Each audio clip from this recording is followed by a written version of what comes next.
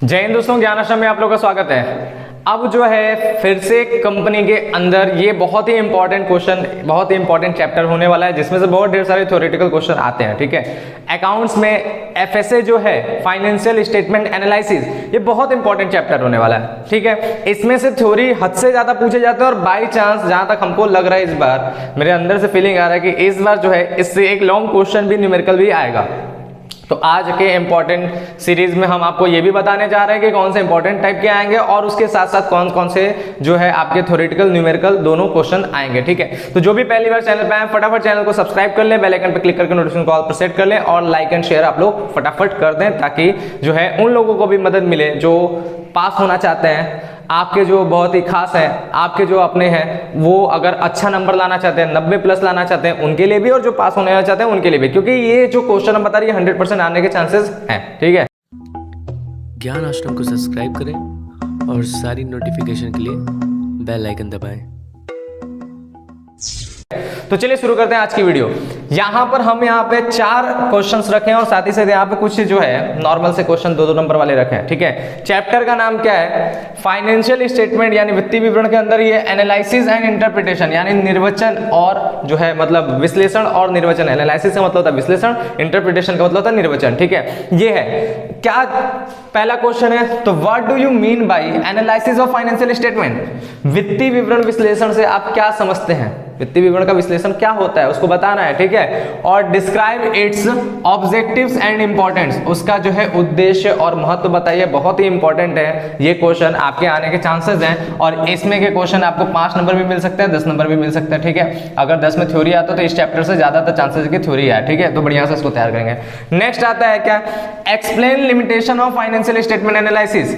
आपको जो है फाइनेंशियल स्टेटमेंट एनालिसिस यानी वित्तीय विवरण विश्लेषण की सीमाएं बताना है। बहुत इंपॉर्टेंट, हद से ज्यादा इस चैप्टर का सबसे इंपॉर्टेंट क्वेश्चन 5 नंबर में पूछा जाता है। बढ़िया से तैयार कर लीजिएगा, मैक्सिमम चांसेस की आए। ठीक है, बढ़िया से याद कर लीजिएगा। नेक्स्ट आता है क्या? Describe the various types of financial analysis. आपको ये भी दूसरा इंपॉर्टेंट क्वेश्चन, ये दोनों बहुत इंपॉर्टेंट है। ठीक है, यहाँ पे एनालिसिस के डिफरेंट टाइप्स बताने हैं और ये डिफरेंट टाइप्स आपके अगर पूरे पूछे जाएंगे तो या तो 10 नंबर में पूछा जाएगा तो या 5 नंबर पे पूछा जाएगा। लेकिन अगर पूरे नहीं पूछे जाता है ना, तो इसमें जो टाइप्स हैं आप जब उनको पढ़ेंगे, जैसे इंटरनल एनालिसिस, एक्सटर्नल एनालिसिस। ठीक है, विश्लेषण के यहाँ पे प्रकार है, आंतरिक विश्लेषण, बाह्य विश्लेषण। ठीक है, इसी तरह तो आपके बहुत से विश्लेषण के जो प्रकार हैं अगर वो आप पढ़ते हैं तो 2-2 नंबर में भी पूछे जाते हैं, 2-2 नंबर में। तो 2 नंबर के लिए भी वो बहुत इंपॉर्टेंट हो जाता है, इसलिए इसको तो एकदम याद करना है, इसको इग्नोर नहीं कर सकते। तो ये 5 नंबर में, 2 नंबर में, 10 नंबर में, दोनों में पूछे जा सकते हैं, इसलिए पूरा अच्छे तरीके से पढ़ लीजिएगा। नेक्स्ट हमारा जो है ये सारे के सारे 2-2 नंबर वाले क्वेश्चन है। जैसे कॉमन साइज स्टेटमेंट क्या होता है? ठीक है, ये आपको देखना है। समान आकार वाले विवरण इसको हिंदी में कहते हैं। कॉम्परेटिव स्टेटमेंट क्या होता है? ठीक है, तुलनात्मक विवरण क्या होता है? इसको कहते हैं। ट्रेंड एनालिसिस क्या है? प्रवृत्ति विश्लेषण होता है, इसको कहते हैं। ठीक है, ब्रेक इवन एनालिसिस क्या है? सम विच्छेद विश्लेषण क्या है उसको आपको बताना है। फिर फंड फ्लो स्टेटमेंट क्या है? ठीक है, कोष प्रवाह विवरण क्या है? और रेशियो एनालिसिस क्या है? अनुपात विश्लेषण क्या है? ये सब के सब क्वेश्चन 2 नंबर में ही पूछे जाएंगे। ठीक है, तो आपके ये 2 नंबर के लिए बहुत इंपॉर्टेंट है। ठीक है, तो ये आप पढ़ लीजिएगा। इसको पढ़ने का एक फायदा है कि अगर आपने यहाँ पर जो है 3 और 3 6 अगर आपने ये पढ़ लिया तो इसका एक लॉन्ग क्वेश्चन भी बनता है कि describe various tools and technique of financial statement analysis. ठीक है, कि आपको जो है फाइनेंशियल स्टेटमेंट यानी वित्तीय विवरण विश्लेषण के कौन कौन से तकनीक हैं, कौन कौन से टूल्स हैं, वो भी लॉन्ग में पूछा जाता है। अगर आपने ये 6 पढ़ लिया तो एक तो 2 नंबर में इस तो आता ही है, अगर लॉन्ग में आया तो इस 6 को अगर डिफाइन कर दिया तो आपका लॉन्ग भी हो जाएगा, समझे? तो एक तीर से 2 निशाना है, इसलिए इसको भी तैयार कर लीजिएगा।